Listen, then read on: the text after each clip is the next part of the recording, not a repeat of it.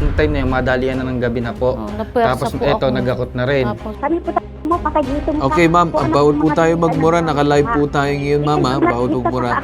Ma'am Presi, ako naman ay, Ma'am Presi. Wala naman ako pakialam ko ano man pinag-awayan ninyo in the first place. Ang sa akin lang naman, nag-iimbestiga lang naman ako. Pambansang sumbungan, handa kang ipaglaban ang programa ng ating buong sambayanan. Ngayon, nagkaroon ng problema yung dapat lilipatan nyo na bago. Ano naging problema doon sa previous nyong tinitirahan? Minamadali po kami nung gabi na yun, sabi niya, Minamadali kayo paalisin. Opo. Kailan kayo unang nag-advise na kayo ay aalis na? nung May 19. May 19. Kailan nagkaroon ng problema yung panibagong paupahan niyo? Nung Miyerkules. July... nung Ito lang po. June. 13. June 14. June. June 14. Okay, so June 14. So, Mayo kayo nag-advise. Apo. Kailan ba dapat last day nyo? 19 po talaga. 19. June. June 19. Opo. June 19 dapat last day. June 14, nag-advise kayo na hindi na kayo muna makakalipat. Apo. Kaya ang nangyari is dapat mag-i-stay kayo. Pero ang nangyari, sabi daw, may panibagong renter na napupunta. Ano ba nangyari dun sa lilipatan nyo? Hindi nyo ba putol yung kinausap susi. yung may-ari? Sinabi, oh, may problema to, bakit hindi nyo ayusin? Hindi, sinabi na po namin. Gabi pa po kasi nung Friday na ang dating. Eh wala pa po Kanino nung bang time na kasalanan yun? Sa inyo o dun sa mismong may-ari? yun. Yung Doon po sa sa lilipatan po sana namin kaya hindi po kami agad nakahakot ng gamit. Yes, kanino nga ang kasalanan yun? Yung sinasabi niyo yung problema sa lock? Caretaker po. Si caretaker. Opo, wala pa po. Ngayon, si caretaker, nagkaroon ng problema dun sa lock, kaya hindi kayo nakalipat. Ngayon, sinabihan nyo ba yung may-ari ng lilipatan? Yes po. Anong sabi niya? Kasi Friday pa daw ang uwi ng caretaker po. Tapos nung Friday na yon, yung June 19, Pero nakalipat din kayo doon? Opo, nung madalian gabi na na po. din po yun. Madalian pero po. nakalipat na kayo Opo. doon sa mismong dapat i-stayan ninyo? Opo. Opo. Oh, so anong nagiging problema natin Hindi, doon? ito kasi yung time na yung madalian na ng gabi na po. Napuwersa Tapos po ito, ako. nagakot na rin. Tapos,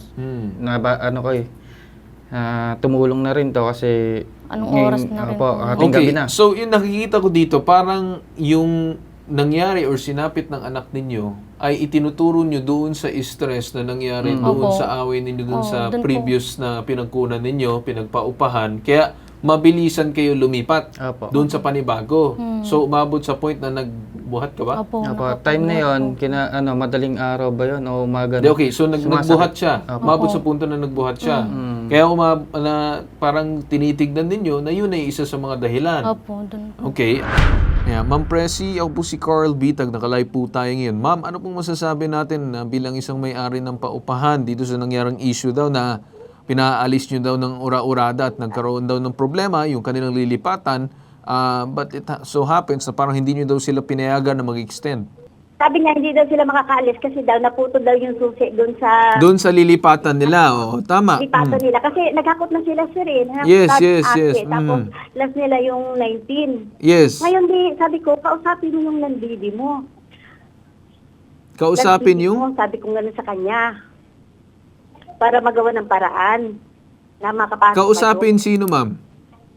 At saka wala yung sinabi siya na mag-i-extend. Then may oras Ma'am, pa na ma'am, kung ma'am, lilipat. ma'am, ma'am, Parang magtatanong hindi muna ako, sila ma'am, no? ng Kasi hindi ko maintindihan So, yung may punto ninyo. pinagpapalala Ma'am, sila. Ma'am Presi, nakikinig ba kayo?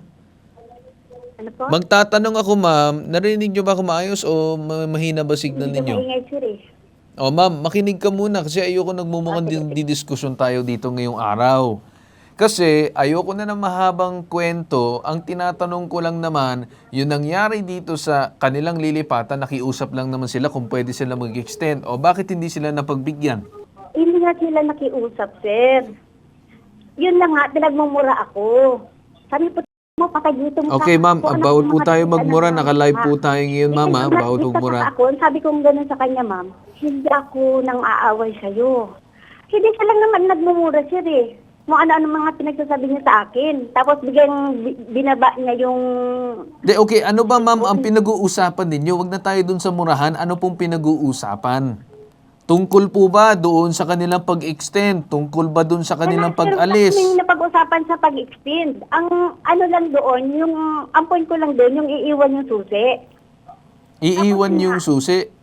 So, pinapayagan mo naman sila mag-extend. Wala siyang sinabi na gano'n, sir.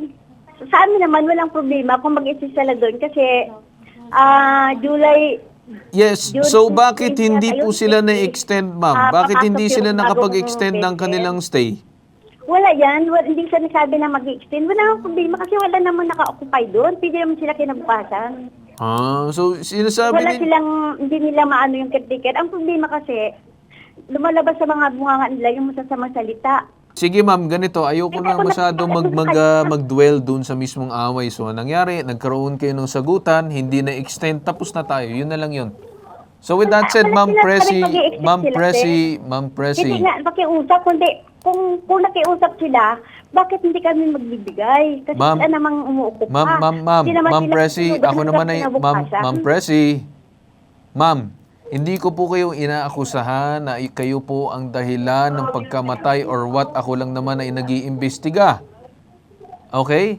Ngayon, kung sapaw-sapaw tayo dito, away-away tayo dito, walang kakwenta-kwentang usapan to. Kasi wala naman ako pakialam ko ano man pinag-awayan ninyo in the first place. Ang sa akin lang naman, nag-iimbestiga lang naman ako. With that said, maraming salamat sa inyo. Ako lang naman ay nagtatanong. Maraming salamat sa inyo, Ma'am Presi. Ganito, we can go straight doon sa inyong issue. So, tinuturo nyo itong si Presi ang naging isa sa mga dahilan kung bakit namatay yung inyong anak. Tama po ba? Yes po. Pagkatapos, itong ospital, ang sinasabi ninyo, anong dahilan? Bakit sangkot naman ang ospital ngayon tungkol dun sa rason sa inyong pagkamatay ng inyong baby? Parang emergency na po yung pagdating namin dun eh. Sasabi na nila, no heartbeat, tapos iba yung kulay ng tubig na panubigan lumabas. po. Bakit hindi nila ginawa yung madaliin o gawin nila yung CS, yung mga gano'n na ano, o kaya bigyan Paano ng pampailan. hindi madaliin? Yung kasi sasabi nila, no heartbeat, parang patay na daw yung bata sa loob. Pero hindi po ako naniniwalang patay na Kasi kasi umihilab nahilab pa eh. pa naman po yung tiyan ko nun, ng time na yun. May makakausap tayo na OB-GYN from Fellow Philippines Obstetrical, si Dr. Luisa David. Magandang umaga po sa inyo, ma'am. Hello, good morning po. Yes. Dr. Luisa David, ako po si Carl Bitag. Naka-live po tayo ngayon.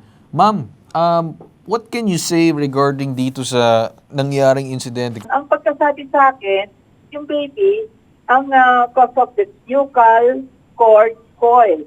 Ibig sabihin, yung umbilical cord, yung pusod, umikot sa ulo, sa leeg ng bata. Okay. Kaya parang nagbigti, ganon. Ang mga causes kasi po niyan, pwedeng excessive amniotic fluid, masyado maraming yung panubigan. Pangalawa, yung fetal movement niya, medyo magalaw yung baby. Pangatlo, masyado mahaba yung cord, kaya naiikot. Yung kung tungkol sa nuchal cord coil, talagang beforehand, bago mamatay yung baby, malikot siya sa loob ng tiyan niya, masyado malikot. Siguro naramdaman niya o hindi. Siya pa yun. May signs na gano'n. Dok, matanong ko lang kasi may nababanggit sa akin na naglipat kasi sila ng parang bahay or tinitirhan. Ngayon, it came to the point dahil doon sa mabilisan na kailangan sila umalis, nagbuhat daw itong si babae ng mga gamit. So, is that a possible cause dito sa umano'y said cause of death ng bata? Wala.